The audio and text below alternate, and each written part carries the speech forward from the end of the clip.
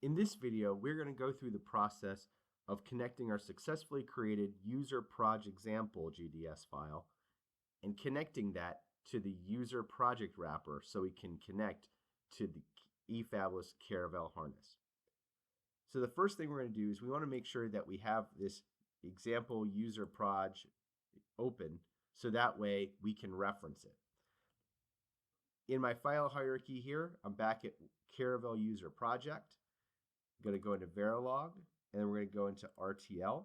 Most of the things that we're going to do in this section are in this folder, though we're going to need to go over to a different folder later on. We got to go over to the open lane folder, but let's stay in here for now. I'm going to open this user project example, and this is the one that we created in the last video.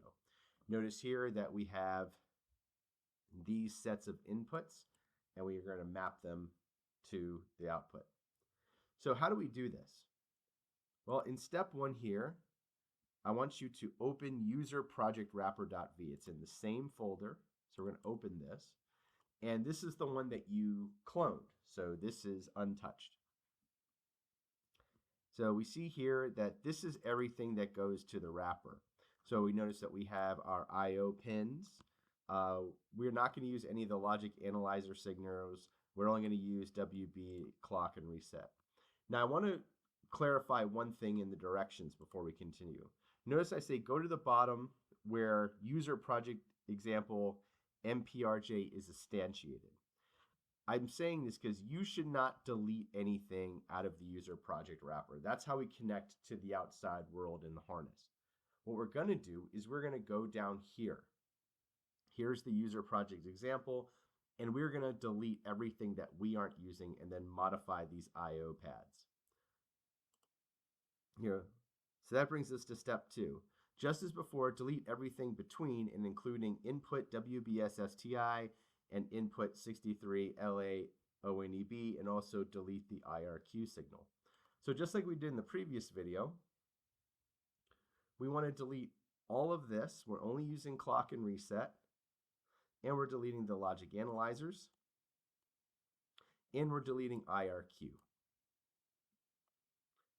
So this is where it gets really important that you take your time, because it's important that we correlate these inputs. I'm going to explain this step here. For the number of input bits, make the lower value 5 and go up to the top value. So what do I mean by this?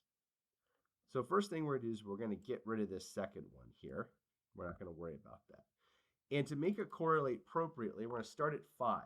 There are 32 of these pins we're going to use, so it can go up to 37. You notice how 37 is the top? It's going to become more clear when we update the user-includes.v file why we're doing this. But for now, all we're going to do is we're going to update. So recall that we had 8 input bits in my design. So I go 5, 6, 7, 8, 9, 10, 11, 12. So that's 12 to 5. And that's what's going on here. So for my circuit, we have 8 inputs, so we use IO in 12 to 5. And again, when we go into the user-defined file, why we start at 5 will become clearer. Next, we're going to do IO out. So first thing, we're going to get rid of this again. And here's the thing. In my direction, I say, counting up from that top number in the previous step, set the number of output bits to IO out. So what does this mean? Well, the next highest up is going to be 13. So even though they have different ones, we want to maintain and keep them separate. So 13 counts up to, we have 16 more bits. So in this case, we need to get up to 28. So I'm going to replace that with 28 there. Finally, the IO OEB, that should be the exact same. So I'm just going to even copy this and put it here, like that. Make sure you have not deleted these IO power pins, and again, do not delete anything out of the user project wrapper. So we're going to save that, and that's it. We're done with that file. make absolutely certain that these inputs map with the project example. So here, when I have the input signals here, I can do this simply by putting my parameter there, putting my parameter here, WB clock, WB reset I, WB clock, WB reset I. And here I need 7 pins on IO, or 7 wires on the IO bus. That's what we have here. And here I have 16, which is exactly what I have there. And same thing for IOEB. And we can get rid of that comma there and save. So the crucial thing is 5 to 12 are inputs and 13 to 28 are going to be outputs. And we're set up, which takes us to this next step, modify the user defines file. So let me break down what all of this means. Open up user defines. And here, this is going to tell us what each input is. So there's these modes, and we're going to focus on 2 of these modes. The first one is general purpose input output mode user standard bidirectional. That's what we're going to use for inputs. That'll make it easier. And then we'll just use outputs for the outputs. So notice here that all of these say GPIO mode invalid. We have to change all of these in order to pass the multi-project wafer test at the end in the final step. So how are we going to do this? Well, notice here that it starts at 5. This makes it easy because in user project wrapper, we also started at 5. And notice how we go from 5 to 12 and 13 to 28. So in my steps, what I'm indicating is from 5 to 12, we're going to use the input. But in this case, we're going to use the bi-directional. So we can replace this mode here, 5, 6, 7, 8, 9, 10, 11, and 12.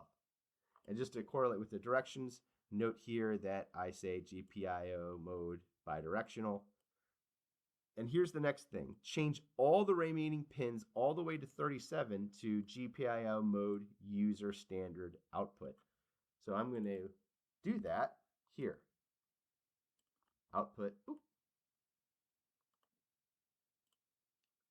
Here's a simple way. We'll just go up here, copy this from GPI mode standard user output, and going to replace this.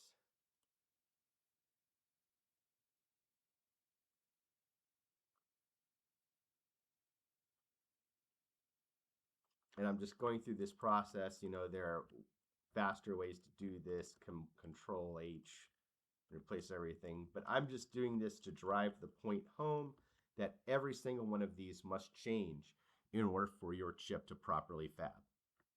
If you'd missed any of them, you will have to not only re-upload everything as we're going to do later, but you will always, before that, you're going to need to recompile the user project wrapper.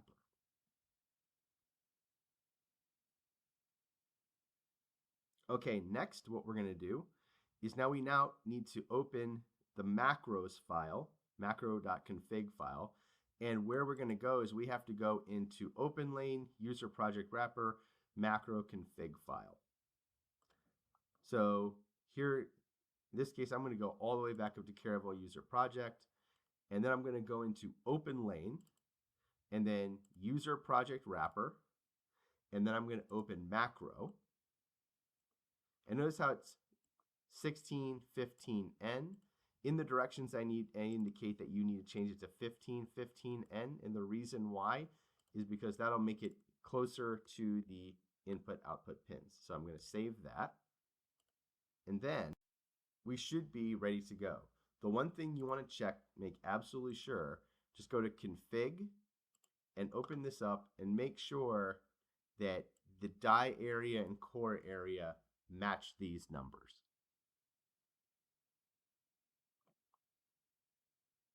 So now that we've done this, now that everything is saved, we can now go back here. I am in Caravel user project. I'm going to do make user project wrapper.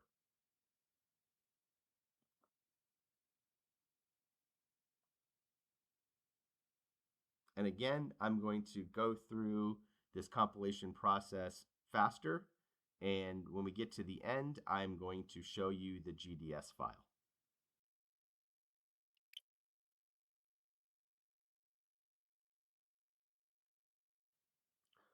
All right, now we're done again, and we have our flow complete. Also, EFabless points out that this max fan out violation is perfectly okay. Uh, you don't need to worry about this because the fan outs are remedied in the synthesis flow. Okay, so now we have this done. And now let's run the last command here where we're going to check our GDS here. So let me copy this. But first, we'll do ls GDS, and we see that we now have both the project example and the project wrapper, which we have synthesized. And I'm going to enter that command, and we're going to get our new thing here. And we see we have our circuit. And again, we can go to View, Show Layers Without Fill. And then here we see that we scroll down, and if we get rid of all the fill from the view, the contents of the chip become clear.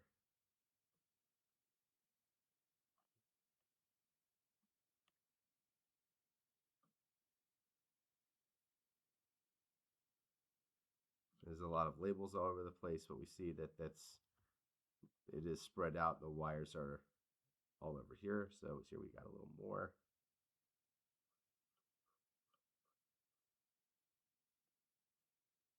So there is your wrapper.